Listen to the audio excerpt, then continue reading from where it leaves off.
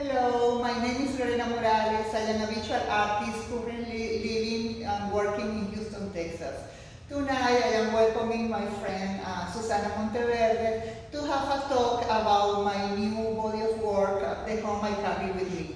That now exhibiting at Hooks-Epstein galleries in Houston, Texas. Welcome and thank you very much for joining me tonight. Thank you, Lorena, and thank you for inviting me. It's a privilege to talk with you about your artwork. You and I have talked before about your artwork, and as I look around this new exhibition, I'm excited because I see things that you're drawing from your previous bodies of work, but the objects, the artwork that's on display looks very different from what I've seen before. So I'm looking forward to having you talk me through some of what you've made. One of the big things when I think about Lorena Morales and I think about your artwork, I always think about the fact that you are Venezuelan and that you've lived not only in Houston but in other parts of the world. And one of the main subjects that you explore with your artwork is this sense of home and how our perceptions of home and what that even means shifts with time, and our ideas about whether home is a physical place, a physical structure, or whether it's also a state of being. You know, home is something that we carry within us. And that is something that you play with and try and get people who are looking at your artwork to really start thinking about those notions. Like, what is home and where is it? And so that's kind of the broad, but then we get very specific when we start looking at the individual works of art. And so I was hoping that maybe we could look at some individual pieces and you can talk me through some of your choices that you've made and what you were thinking about. This body of work, tell me, this body of work you've created mostly during the pandemic, is that correct? Yes, well, there were a few that I started working on when I was living in Angola, just before the pandemic. I was with my husband living in Angola, Angola. So I started working, I will say that there was like a before and after this moving to Africa, because I have been working like 17 years, working mostly with plexiglass or transparent medium, trying to cast shadows, as you see here in all these 3D pieces. Yeah. But then, when we got presented with the opportunity to move to this isolated town in Soyo, next to the Congo River, it was like, okay, there is no way I will find the materials I usually use there. So I need to come up with a plan B. So the plan B was, okay, any material I can put in my suitcase.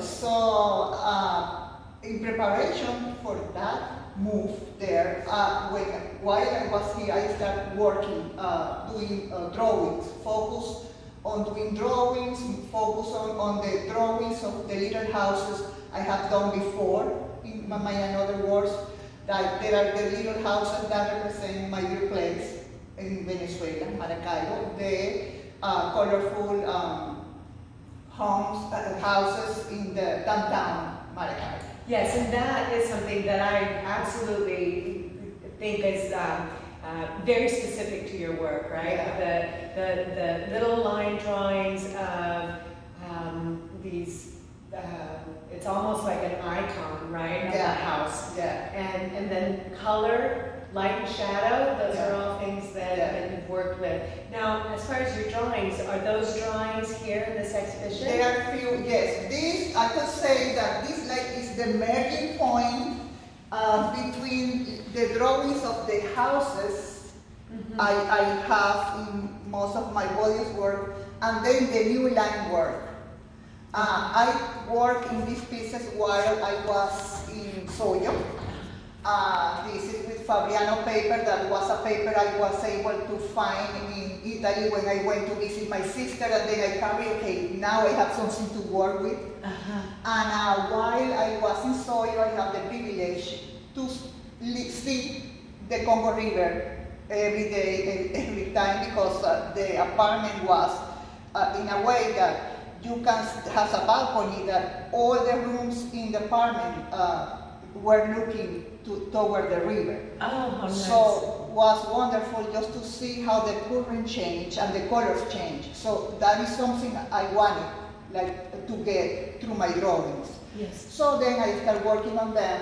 These are Embracing Congo series. Okay, so Embracing Congo, and so and part of it is, of course, like your own embracing of where you are. Exactly, like bringing my home, my cultural identity, being open to embrace this new home and this new cultural identity that for me was represented in this river. Yeah. Yeah. And so I'm not sure if the camera can capture all the detail, but so this is paper that has been drawn on, but different surfaces of the paper have been drawn on, right? Yes, like the front and the back. Right, so the front and the back, and so you've cut out these little insets, and on the folding, the embracing part, you've got these little line drawings of these houses that are very typical of imagery that you've produced before.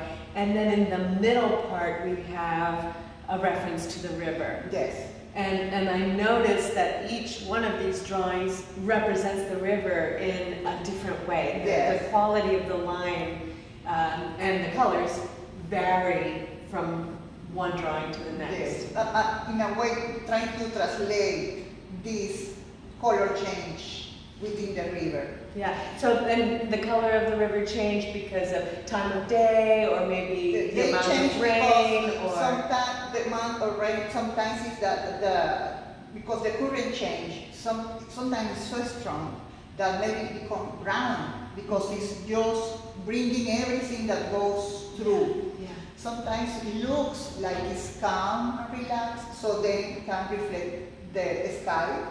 So it turns kind of blue. But then during sunrise and sunset behave in a different way. Like sometimes they have pink, pink colors, and then orange colors, and then on a cloudy day it's totally gray. So it's really interesting just to see that. And then this, the waters that. There was a day that I was in the kitchen, and then suddenly I saw like a lamp in the middle of the river, and I was like, what is happening with the river? It's like it's getting lower. What is this? All of a sudden an island Exactly, appeared in the middle of the river.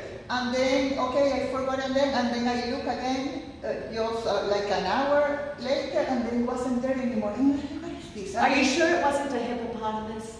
No, it was land with trees. Okay. And then I learned that the current is so strong that get chunks of land and goes, and get everything with that.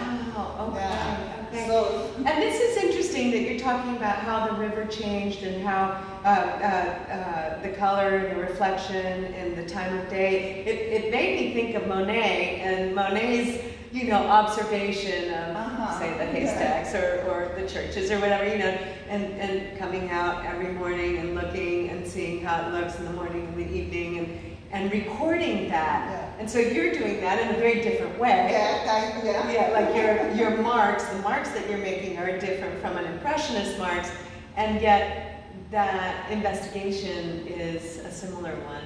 Yeah. And so embracing, and I see that gesture as the paper folds in on itself.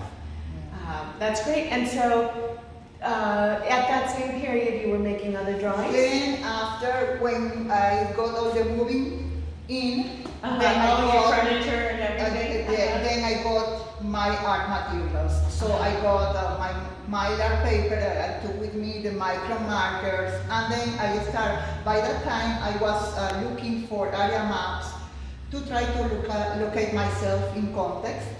But I started looking in schools, in the church, everywhere, and I didn't find any actual area maps. So you were looking for maps, physical paper maps. Because in my mind I wanted to intervene the maps, like do the drawings over the maps, you know, do that. I was like so excited to do it, and then okay, you know.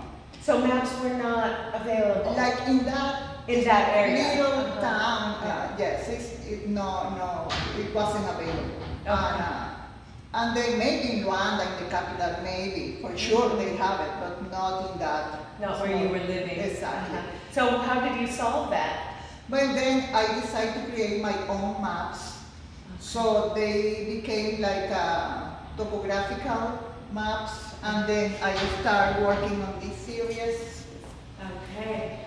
I call this series Topographies of a Place to Know. Okay. Talking about this, okay, because I was looking for the maps to locate myself, and then, okay, I created myself, and then I am in the process of knowing a little more about this city or this space.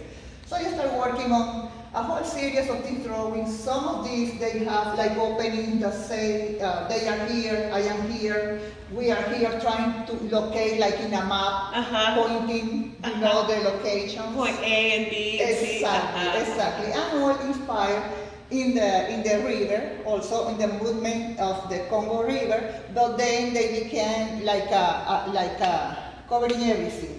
Just not the river, but then like the topography became like maybe all the city, or going more, you know, expanding more. Yeah. It's interesting because they absolutely do read like topographical maps. You can see the ridges and the mountains and the ravines. And at the same time, as I look at them more, there's something kind of human body-ish, you know. I mean, there's like this kind of quality of like skin folds and arms and legs kind of one against the other. But I only read that as I look at them more, as I think about it. Yeah. Oh, well, and that is part, like, that is something that is really important for me, just to get the viewer, you know, engaged with the work, and then, because it's about perception. Yeah. So it's like maybe starting to create their own histories. Yeah. Like maybe I can propose some histories, but each one will get their own histories because their experiences, you know, like everything that they bring with them. Yeah, absolutely.